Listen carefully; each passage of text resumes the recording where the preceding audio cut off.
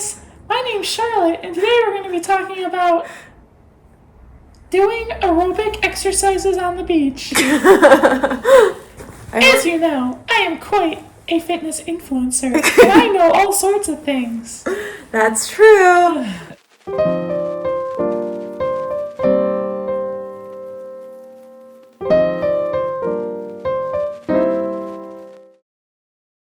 Hello, I'm Charlotte, and today's video is about making New Year's resolutions. So, I'm sure a lot of you have experiences making New Year's resolutions that you never stick to. Christian, what do you think is like a biggest mistake people make when making New Year's resolutions? And like why they don't work? Probably that like they make goals that aren't obtainable. Mm-hmm. They don't actually have a realistic shot of completing them. Yeah. So I think keeping it like realistic is realistic. A good start. Yeah. That is a good start. That is one of the things that's on the list. I think a lot of New Year's resolutions are one, either too vague, so you don't know where to start, or too unrealistic, as Christian just said. And another thing is maybe you make too many. I've done this before. I've made a list of like 10 things that I want to improve on and work on, and then it's just too many to keep track of. Another one is just kind of similar, is that it requires too much change all at once, and so it just seems overwhelming to start. Oh, and the last thing is setting resolutions that aren't actually important to you and just things that you think you should do. If you don't actually care about it, you probably won't invest a lot of time in improving on it. So let's restart our method. And first, let's think of 1 to 2 categories of your life that you want to improve on for the new year. So that can be things like financial, physical, social, spiritual, mental. Another one would be career, academics. You can think of more categories, but think of 1 to 3 of these to focus in on. For each of these, think of a general 1-sentence goal that you want. So I'm going to use an example for this video just to make things more clear. So let's say I want to focus on my physical health for the year and I just want to be healthier. So the general statement is I want to be healthier in 2026. For social, you might say, I want to make more friends. For mental, the statement might just be, I want to be less anxious. So let's start with a general statement like that for 1 to 3 of your categories. And then let's think about, before we move forward, is this something that is actually important to you, that you actually want to do? Or is it something that maybe you feel pressured to do either by certain people or by just social media, something like that? So that's a good question to ask yourself. So let's take the example of wanting to be healthier to be the resolution. So maybe you'll think about, oh, well, I have pressure from family members. They say I need to be healthier in this way. And so that kind of feels forced, but there's also a part of me that knows that I don't feel as confident in myself because I know that I'm not prioritizing my health as much as I could. So I think there are things that I could do for me to help me have better self-confidence to improve my health. So then that's the aspect that you want to focus on for making your New Year's resolution. Then we want to think of what are the different ways that we could accomplish this goal and which of those resonates most with you. So if you decided that you want to improve your physical self by improving your health, and that it's really something that you want to do, not just something that other people have pushed on, and that you think this is going to help you improve your own self-esteem and self-confidence, then we want to look at what are the different ways one can improve their health. So maybe you want to focus on nutrition or your sleep or exercise, for example. There's a lot of different things, but start with maybe those 3 and then see which of those seems like the most realistic for you to actually change and something that you would be excited about working on.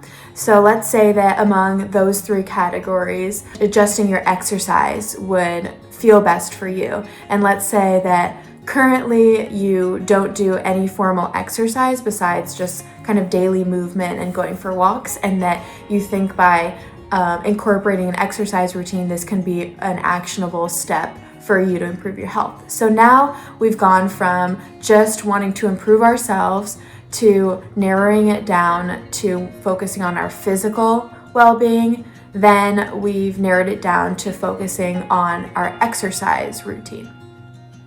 So next is where we want to look at the framework called SMART goals. So this is a framework that helps people make goals that are actually going to be achievable. So the first one, the S, is for specific. We already started getting a little bit more specific. We're down to exercise rather than just general physical health. But we want to make that more specific. So maybe we can say our goal for the year would be to regularly exercise on a weekly basis 4 times a week, 2 times being cardio and 2 times being strength training. We could get even more specific than that. You could pinpoint where you're gonna do this exercise. Maybe you have a local gym, and maybe your favorite form of cardio is a spin class. So then our more specific version would be the 2 times a week would be taking a spin class at your gym. And you can look at the schedule and see what days they have that spin class. And then the 2 days that you have weights, if you struggle being motivated by yourself, maybe you can also find a class at your local gym that does a weights class. So now you've gone from just wanting to improve your health to specifically saying, I want to get into a rhythm where I'm taking 2 spin classes a week for cardio and 2 strength classes a week for my strength. Next in the SMART acronym is M, which stands for measurable. So one common pitfall of resolutions that we talked about at the beginning is that you don't take accountability for keeping yourself on track. So we want to make sure our goals are actually measurable. There's a lot of ways you can do this. So I think the first step could be, with this example, like scheduling in your Google Calendar what days and times you're going to do the workout, and even signing up for the specific classes 1 or 2 weeks in advance. So this is a good way to keep yourself accountable. It's in your schedule, you've registered for it.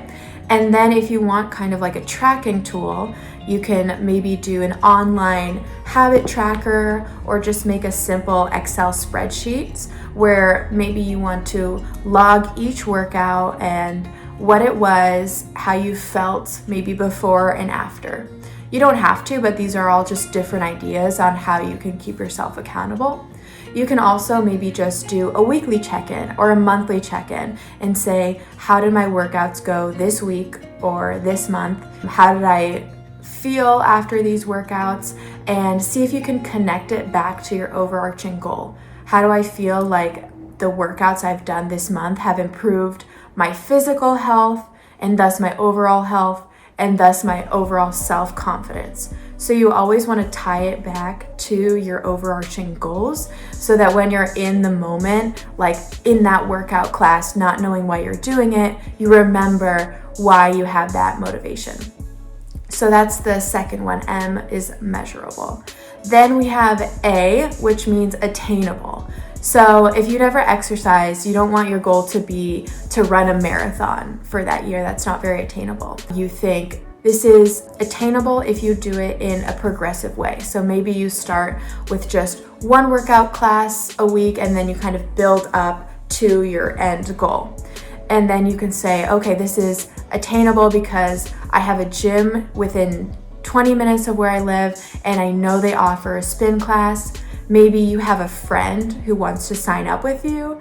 These are all ways that can make this a more attainable goal for you.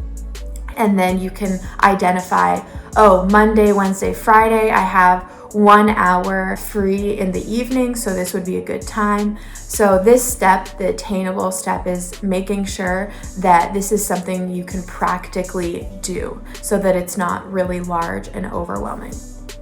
Then we have 2 more. The R is for relevant. So this means that it's relevant to your overall goals and values. And this is kind of what we started out with before we got into this framework, because I think that this is really the first step, is making sure that your goal is relevant to what's important to you in your life. So again, connecting that individual exercise and workouts to the overarching value of maybe wanting to be more self-confident or something like that.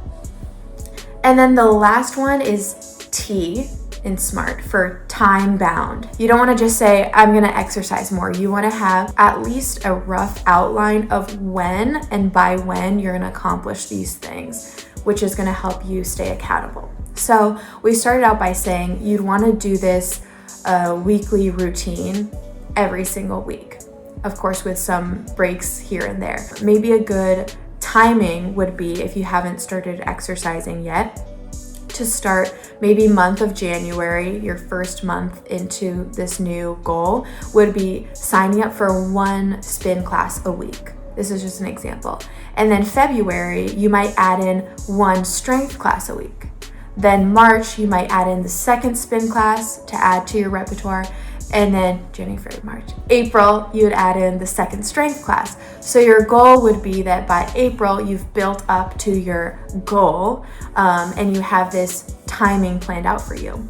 And you can kind of see as you go at the end of each month, maybe check in. How do you feel about the progress you're making to your goals? Do you feel like you're going too quickly? Maybe you need to wait another month or another few weeks to add in another workout. But you just want to have a framework from the beginning that seems actionable to you.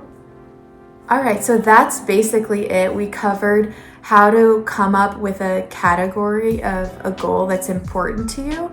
And then once we've done that, how we can use the SMART framework: specific, measurable, attainable, relevant, and time bound, to get this to be a really specific goal that you know how to take steps to actually make happen. Maybe pause the video and go through each one of these steps on your own with a notebook and kind of do what I did with the example of starting with, you want to focus on your physical health all the way to this really specific goal and that we came up with the end. And as you see, it's not just a goal, it's almost like a plan of action, how to get that goal. So hopefully this helped you and you can apply this to whatever aspect of your life you want to work on.